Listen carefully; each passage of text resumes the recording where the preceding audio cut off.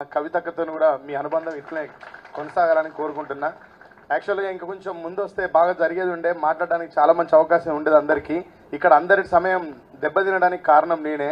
రాత్రి పాట రికార్డ్ చేయడం వల్ల నిద్రలోకి ఎక్కువసేపు పడుకున్నా, దానివల్ల సభ లేట్గా నా వలన అయింది. ఈ అసౌకర్యానికి మీ అందరినీ క్షమాపణ కోరుతూ చాలా చిన్నగా నా మాటని ముగిస్తా. నేను కొంచెం నా బిడ్డ ఈ సెలవులు వచ్చినాయని వాళ్ళ అమ్మమ్మల ఇంటికి పోయింది. ఫోన్ చేస్తాను ఆమె, నేను పడుకొని ఉన్నా. చాలాసార్లు ఫోన్ ట్రై చేసి ఆమె మానేసింది. నేను లేచి చూస్తే నా బిడ్డ చాలా ఫోన్ ఉంటే కొంచెం భయమై ఫోన్ కొట్టినా. ఎక్కడనో బిడ్డ వస్తున్నావు అని అడిగితే, వస్తున్నా డాడీ, ఇక నువ్వు ఎట్టుపోకు, నేను ఇంకొక 1.5 అవర్లో వస్తా అని చెప్పింది. సరే బిడ్డ నేను ఉంటా, కానీ నేను బయటికి ఇక్కడ దాకా పోయేస్తా అన్న. ఎక్కడికి పోయేస్తావు డాడీ అన్న. అంటే నేను కవిత అంటే దగ్గరికి పోయేస్తా డాడీ అన్న. ఆ కవిత అంటే దగ్గర నువ్వు ఎప్పుడైనా పోవచ్చు కదా డాడీ, అచ్చినా పోదాం ఉండనన్నది. లేదు బిడ్డ, ఇవాళ ఒక మీటింగ్ ఉన్నది, పోవాలి అన్న. ఏం మీటింగ్ అని అడిగింది. ఇవాళ మేడేకి సంబంధించింది మీటింగ్ ఉన్నది బిడ్డ అన్న. ఏంది డాడీ, ఆంటీ ఇలా ప్రత్యేకంగా ఎందుకు పెట్టింది? ఆమె ప్రతిరోజు మేడే జరుపుతుంది కదా ఈ మధ్యలో జనంలోకి పోయి స్వయంగా. కవిత అంటే ప్రతిరోజు మేడే చేస్తాను, ఇవాళ స్పెషల్ ఏముంది డాడీ అని అడిగింది. ఇవాళ ప్రపంచ కార్మికుల దినోత్సవం కాబట్టి వాళ్ళందరితో కలిసి భోజనం చేయాలని, భోజనానికి నువ్వు కూడా రాతమ్మి నాతో ఉండు అని అడిగింది బిడ్డ. అందుకే పోతున్నా అని చెప్పిన. పదవి అనేది ఒకసారి ఉంటుంది, ఒకసారి ఉండదు, కానీ ప్రజలతో ఉండే అనుబంధం ఉంటుంది చూసినా, దానికి సాక్ష్యం ఈ సభనే. కవితక్కని ఎంత ప్రేమిస్తాం, కవితక్క మనల్ని ఎంత ప్రేమిస్తుందని. ఇవాళ కవితక్క ఇంట్లో అందరిని పిలుచుకుని భోజనం చేసే కార్యక్రమం ఇంత బాగా నడుస్తుంది. ఈరోజు ఈ రాష్ట్రానికి మంత్రులుగా ఉన్న దాంట్లో కూడా వాళ్ళు కూడా మన తోడబుట్టిన మనం ఎవరినైనా తక్కువ చేయట్లేదు. కానీ వాళ్ళ ఇళ్ళల్లో ఏం జరుగుతుందో ఒకసారి మీరు వెనక మీడియాలో చూడండి. వాళ్ళ ఇళ్ళల్లో ఏం జరిగి ఉంటుంది ఇవాళ అనేది ఒకసారి మీరు ఇంటికి పోయిన తర్వాత మీడియాలో చెక్ చేయండి. సోషల్ మీడియాలో వాళ్ళు ప్రభుత్వపరమైన కార్యక్రమాలలో ఉంటారు. ఈరోజు శ్రమజీవుల కార్యక్రమం మీరంతా చెమటోడిస్తేనే ఈ సమాజం ముందుకు పోతుందని, ఈరోజు మీ దగ్గరికి వచ్చి కృతజ్ఞత చెప్పుకోవాలని, మీ పక్షాన మీ ఉన్నామని చెప్పుకోవాలనే ఆలోచన నాకు తెలిసి ఈ రాష్ట్రంలో స్త్రీగా, ఒక మహిళగా, ఒక ఇల్లాలుగా, ఒక తల్లిగా, చెల్లిగా, అక్కగా, బాధ్యత గల ప్రజానాయకురాలుగా కవితక్క దగ్గర మాత్రమే ఈ కుటుంబం కనబడుతుంది. ఈరోజు ఇంకెక్కడ కూడా కనబడది. నాకంటే మీతో చాలా మాట్లాడే ఉంది. నా బిడ్డకు నాకు చాలా లాంగ్ డిస్కషన్ జరిగిందని చెప్పాలని ఉంది. కానీ మళ్ళీ ఏదైనా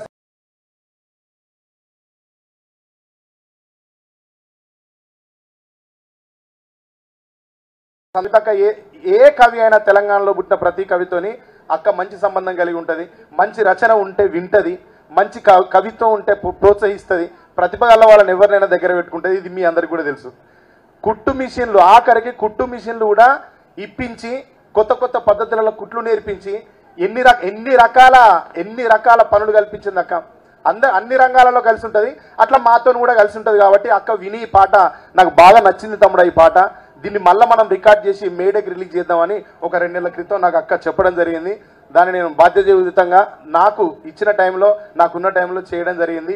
ఏమైనా ఎక్కడైనా దృశ్యంలో అక్కడ ఇక్కడైనా ఏదైనా అసౌకర్యం ఉంటే ఆ తప్పు నాది.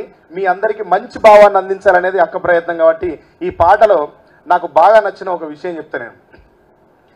కలిగినోల్లా కలికి మేడకెదుటే మురికివాడ, కారులోన దొరల హోరు, కాలె కడుపుతో తిరుగునొకరు, చూడవే పేదల కలిపోరు, ఇదే నా దేశం మారిన తీరు, రాజ్యములో రాజకీయ జెండాలు తప్ప మరేది మారదే, అడగవే అమ్మా ఈ భారతదేశం వెలుగుతోందట, అడగవే అమ్మా నేనడిగితే ఎన్కౌంటరు, నువ్వడిగితే ఏమంటారు.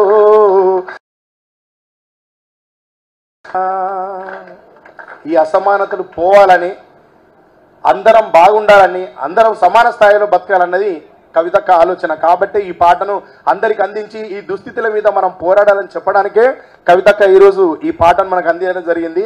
మళ్ళా సందర్భం ఉన్నప్పుడు మంచిగా కలుసుకుందాం, బాగా మాట్లాడుకుందాం. ఇందాక ఆటో యూనియన్ నుంచి అన్న నాకు ఒక మాట చెప్పిండు.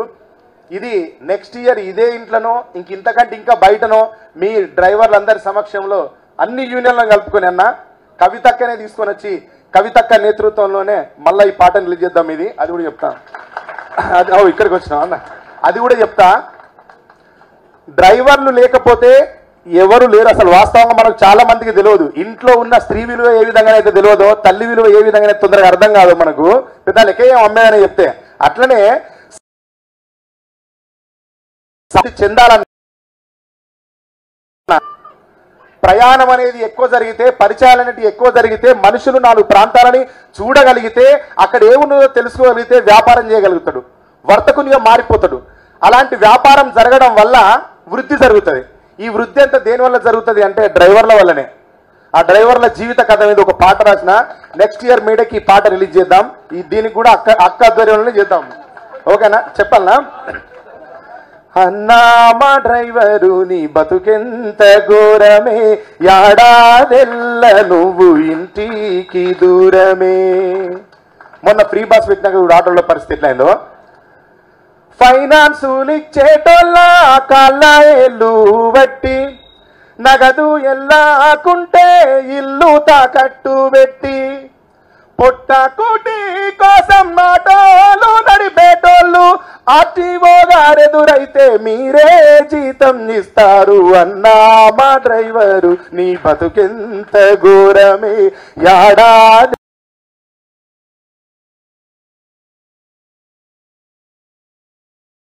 లారీల మీద మీరు చూడండి, రోడ్ కింగ్ అని రాసి ఉంటుంది. అంటే దాని మీద రోడ్డుకు రారాజు అని ఉంటుంది, రోడ్డుకు రారాజు అని ఉంటుంది. కానీ వాళ్ళు ఇంటింటికి పోయి చూస్తే కనుక వాళ్ళ జీవితం గరీబయ్యే ఉంటుంది. అది కూడా రాసిన. ఈ పాట చాలా పెద్ద ఉంటుంది. మీరు అడిగిరు కాబట్టి మీ పక్షాన నేను ఉన్నా అని చెప్పడానికి వినిపించిన.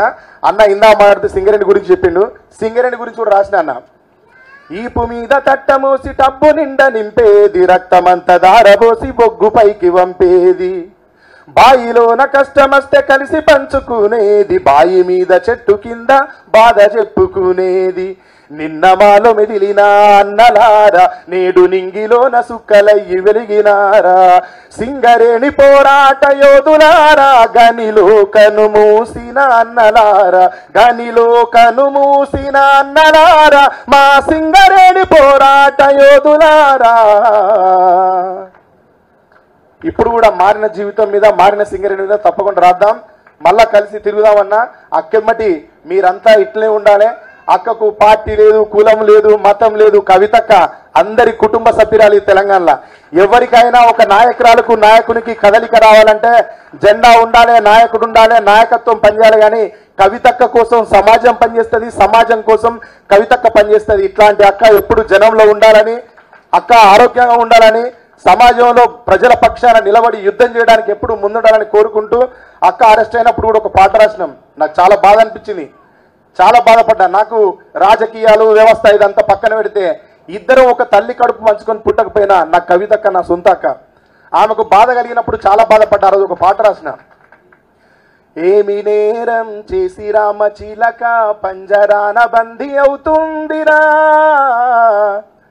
లేడి పిల్లపై మృగాల దాడికి సాక్ష్యం ఎవ్వడుంటాడురా. నిజమేనా? ఈ పాట ఇంకొక 1 monthలో పూర్తి పాట వదిలేస్తా. అందరికీ ఈ అవకాశం కల్పించిన పెద్దలకి, ముఖ్యంగా అక్కకి